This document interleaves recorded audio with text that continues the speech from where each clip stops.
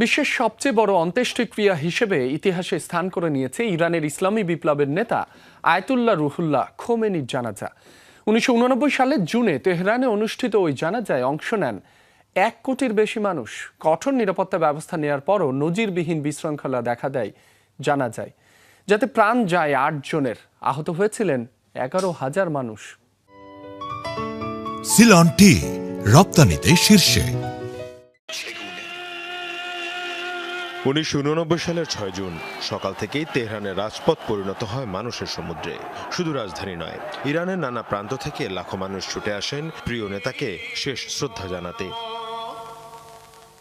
Ayatollah Ruhullah খোমেনির মরদেহ বহন করছিলেন বিপ্লবী গার্ডের সদস্যরা, অন্যদিকে মাথার বুক চাপড়ে শোক প্রকাশ করছিলেন লাখো মানুষ। জানাজা পড়ান আয়াতুল্লাহ মোহাম্মদ রেজা। সর্বোচ্চ নেতাকে শেষ বিদায় জানাতে আবেগে বারবার থেমে যায় তার কণ্ঠ। জানাজা শেষে কাঠের কফিনে মরদেহ তুলে বেহেশতে জাহরা কবরস্থানের উদ্দেশ্যে যাত্রা শুরু হয়। কিন্তু এরপরই ঘটে ইতিহাসের অন্যতম নাটকীয় ঘটনা। প্রিয় নেতাকে শেষবারের মতো ছুঁয়ে দেখতে লাখো মানুষ একযোগে ছুটে যায় খোমেনির কফিনের দিকে। ভিড়ের চাপে নিয়ন্ত্রণ হারিয়ে ফেলেন নিরাপত্তা কর্মীরা। এক পর্যায়ে কফিন থেকে ছিটকে পড়ে যায় ৮৬ বছর বয়সী খোমেনির সাদা কাফনে মোড়ানো মরদেহ। মুহূর্তে শুরু হয় চরম বিশৃঙ্খলা। কেউ মরদেহ স্পর্শ করতে চাইছিলেন, কেউ কফিন আঁকড়ে ধরছিলেন। বিপ্লবী গার্ড সদস্যদের অনেককেই লাঠিচার্জ করতে দেখা যায়। এক পর্যায়ে ফাঁকা গুলিও করে নিরাপত্তা বাহিনী। তবুও থামেনি জনস্রোত। মরদেহ বহনকারী গাড়ি মানুষের ঢলে সম্পূর্ণ আটকে যায়। মাত্র আধা মাইল অতিক্রম করতে লেগে যায় ২ ঘন্টারও বেশি সময়।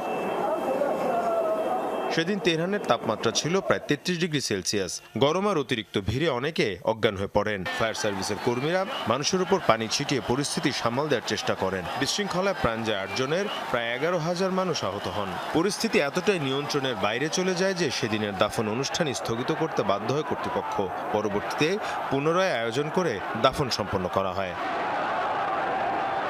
ইতিহাস বলছে সেই জানাজায় অংশ নিয়েছিলেন ১ কোটির বেশি মানুষ, অর্থাৎ সে সময় ইরানের মোট জনসংখ্যার ৬ ভাগের ১ ভাগ।